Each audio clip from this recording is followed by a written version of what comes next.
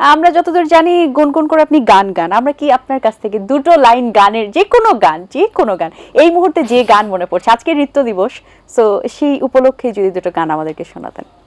আমার গলা আজকে বসা, একদম সবাই বুঝতে পারছে। কোনো সমস্যা নেই। যেটা করতে পারি, আপনি গান গাবেন, আমি বসে এখানে কয়েকটা মুদ্রা করে দিতে পারি নাচে, যেহেতু আজকে আন্তর্জাতিক নৃত্য দিবস। ঠিক আছে, আমি তাহলে আপু গাইছি আর আপনি সেই সাথে সুন্দরভাবে এক্সপ্রেশন দিতে থাকেন। Okay fine. আমি আপনাকে দেখে আসলে আমার একটা গান খুব গুনগুন করে মনে আমি বাজছিল যে দুটি মন আর নেই দুজনার, সো এই গানটি আমি গাইছি। দুটি মন আর নেই দুজনার, রাত বলি আমি সাথী হব যে, ফাগুনে রাতে আমি রূপ কথা হয়ে কাছে রব যে, দুটি মন আর নেই দুজনার। বাবা বাবা, এত সুন্দর এক্সপ্রেশন আপু। এখন আপনি তো আপনার জীবনে যেভাবে এত সুন্দর করে কথা বলেন এবং আপনার প্রত্যেকটা কথাই কিন্তু ইন্সপায়ার হওয়ার মতো, যেমন আপনি বই নিয়ে এই যে পড়ার একটা ব্যাঘাতের কথা নিয়ে বলছিলেন, আপনার লাইফ স্টোরি নিয়ে বলছিলেন, প্রত্যেকটা ঘটনা থেকে কিন্তু মানুষ ইন্সপায়ার হয়। আপনার জীবনে এমন কোনো ঘটনা আছে যেটা থেকে আপনার শিক্ষার্থীরা ইন্সপায়ার হয়েছে বা আপনার পরিচিত কেউ ইন্সপায়ার হয়েছে এবং তার জীবনের টার্নিং পয়েন্টটা সে বুঝতে পেরেছে?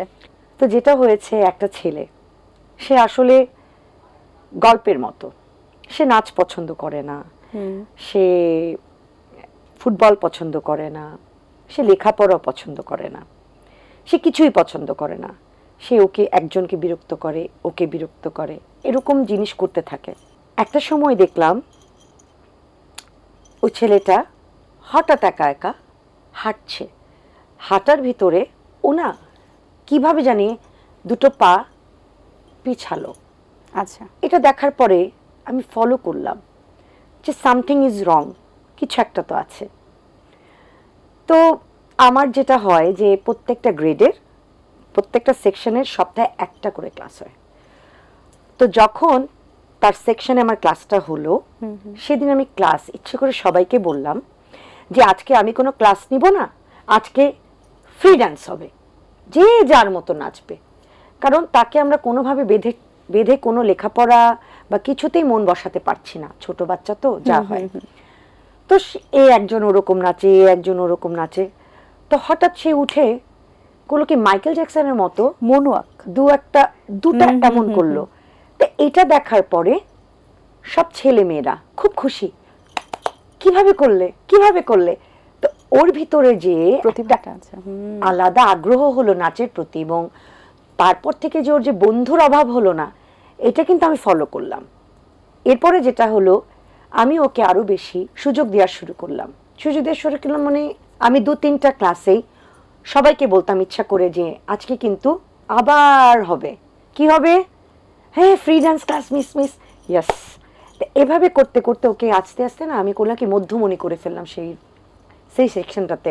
তো যেটা হলো, ওরও বন্ধু বেড়ে গেল, ওর সেকশনে সে অনেক বড়, মানে ওর অনেক ফ্যানও হয়ে গেল। এবং যে বাচ্চাটার বন্ধু ছিল না বা যে বাচ্চাটা সুযোগ পেত না বা অবহেলা করত, কি কারণে করতো আমরা তো জানতাম না, সে কিন্তু একটা নতুন একটা দ্বার খুলে দিয়েছে।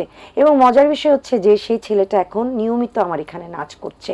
আর যে জায়গায় মানুষ মনে করে যে ছেলেরা নাচতে পারে না বা ছেলেদের নাচের জন্য জায়গা না, কিন্তু আসলে সে যে অদ্ভুত সুন্দর নাচে, সে যে তার ভিতরে যে একটা প্রতিভা লুকানো ছিল, এইটাই তো আত্মপ্রকাশ করা। এবং আমি মনে করি প্রত্যেকটা শিক্ষককে, যে যার সেক্টরে থাকুক না কেন, নিজের মতো করে যদি বাচ্চাদের ভিতর থেকে তাদের যে স্পার্কিং বিষয়টাকে বের করে আনাই হচ্ছে আমাদের কাজ। তা আমি সো হ্যাপি যে এখন সে নাচ ভালোবাসে, তার অনেক বন্ধু হয়েছে এবং সবচেয়ে মজার বিষয় তার লেখাপড়াতে মন দিচ্ছে। তো এটা কিন্তু অনেক বড় একটা শিক্ষকের জন্য পাওয়া আমি মনে করি। অবশ্যই। এবং এই যে একটা উদাহরণ দিলেন, এখান থেকেও কিন্তু বোঝা যায় যে মানুষের প্রতিভা কখন কোন দিক দিয়ে আসলে বিকশিত হতে পারে এবং কোন মাধ্যমে আমরা সেটা উপলব্ধি করতে পারি, এটাও একটা সময়ের অপেক্ষা। এবং তার জন্য বিচক্ষণ একজন চোখের প্রয়োজন হয় এবং বিচক্ষণ একজন মানুষের প্রয়োজন হয় জীবনে, সেটি আপনি একটা উদাহরণ হিসেবে করে দেখিয়েছেন। এটিএন বাংলার সাথে আপু আপনার সম্পর্কটা অনেক দীর্ঘদিনের, অনেক দিনের। আমরা আমাদের এটিএন বাংলা পরিবারের সদস্য, সেই জায়গা থেকে থেকে নাচের জায়গা থেকে কিন্তু এটিএন বাংলা সব সময় চেষ্টা করে দর্শকদের কাছে রিপ্রেজেন্ট করার এবং নাচকে খুব প্রায়োরিটি সহকারে সেটা রিপ্রেজেন্ট করে। এই ব্যাপারটা নিয়ে আপনার কি মতামত রয়েছে? আমি কিন্তু অনেক প্রোগ্রাম করেছি এটিএন বাংলার, একদম ছোটবেলা থেকেই নন স্টপ।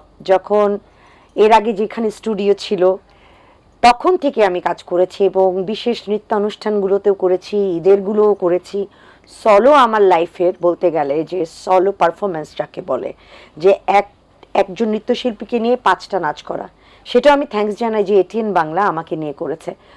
তা আমি চাই যে সবসময় এটিএন বাংলা যেমন নৃত্যশিল্পীদের, অভিনয় শিল্পীদের, সঙ্গীত শিল্পীদের পাশে থাকছে, সবসময় থাকবে। এটা সবসময় আমার আশা, যখন এটিএন বাংলা আমাকে ডাকবে সবসময় পাশে পাবে।